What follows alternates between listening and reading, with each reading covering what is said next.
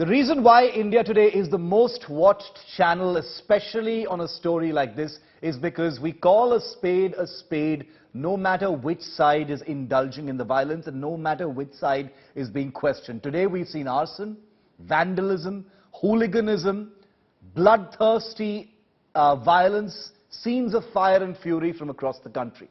Here on our cameras is the Agnipath backlash that's been caught on camera in a series of defining images that have horrified and disturbed people all across the country and indeed all across the world. Here's defining image number 1 from today. Just to bring you up to speed, massive flare-up in Telangana's Secunderabad, which is a twin city of Hyderabad. The police fired rubber bullets at protesters to disperse them. 13 were injured in this particular site. One person called Damodar was in fact killed. India Today's cameras captured the horror. I want you to hear some of the sound from this very unsettling video footage.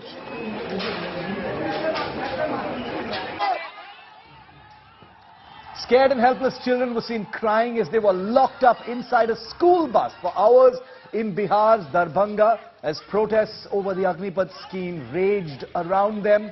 This image from Darbhanga has become one of the most unsettling pieces of footage. Little children caught in the crossfire in their school bus as anti-Agnipath protesters, or rioters rather, endangered the lives of these little children, their panic, their fear, their pain writ large. Meanwhile, a disturbing video has emerged from the Delhi-Agra highway where protesters attacked travelers on this national highway to Delhi. The police had to fire tear gas to rescue many travelers, including a family with a young toddler. Take a look at this entire sequence very carefully. You will see that young kid being pulled to safety amidst stone pelting and violence.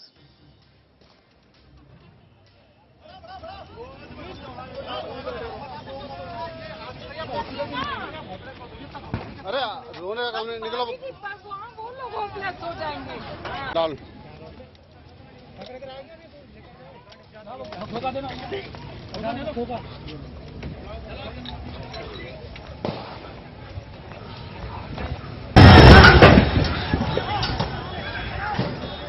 Hello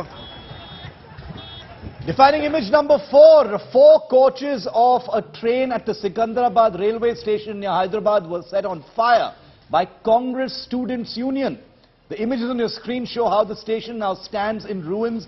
This happens to be one of the most well-planned, most organized railway stations in the country.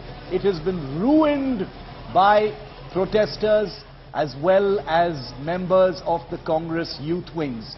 They've all been responsible for this, according to reporters and reports on the ground. Meanwhile, Congress workers from Hyderabad's Secunderabad railway station vandalized it, raised slogans.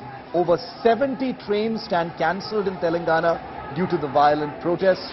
These were some of the images at the height of the activity at this station. As you can see, no surprises why trains had to be cancelled. Defining image number 6, protesters torched an entire train in Patna's Danapur. The mob vandalized public property on a massive scale at this railway station. Pictures on your screen show the extent of the damage by anti-Agnipath protesters in this area. Security forces there could not. They completely failed to keep the peace. Defining image number 7, this time from Uttar Pradesh, protesters burnt roadway buses on the Yamuna Expressway. The mob blocked the highway. Vehicles were stuck on both sides of Aligarh to Noida and Noida to Aligarh. Public property, public transport that has been targeted and destroyed by these dangais, these rioters. Let's call a spade, viewer. Rioters or protesters, you decide after seeing these images. Defining images number 8 in our list that's been captured on India Today's cameras. Vandalism caught on our cameras in UP's Balia as well. Images of protesters destroying railway station property in Balia. No fear, no nervousness about a backlash. This mob brazenly demolished public property. Are all of these people armed forces aspirants? India is truly wondering if that really is the case and whether they deserve to be in the defense forces. Meanwhile, horrific defining image number 9 is this visual on your screen from Uttar Pradesh's Mathura, where a man can be seen picking up a child, a toddler, and running for safety as the police shield the two. A big rock can also be seen being hurled towards them. Children in many parts of the riot sites have been endangered because of the stone pelting by criminal elements in the guise of armed forces aspirants protesting against Agnipath. Another defining image today, more than 100 men stormed the railway station in Bihar's Buxar district. The mob burnt tires at this railway station, blocking the Patna-bound Jan Shatabdi Express. 38 trains were cancelled, 36 were delayed. You can just imagine the inconvenience and economic cost of so many trains being burnt, as well as so many trains being cancelled thanks to the violence and protests and rioting taking place at each one of these railway stations. Defining image number 11, viewer, in Uttar Pradesh's Balia, once again army aspirants and rioters set this train on fire. Thick smoke was seen from kilometers away.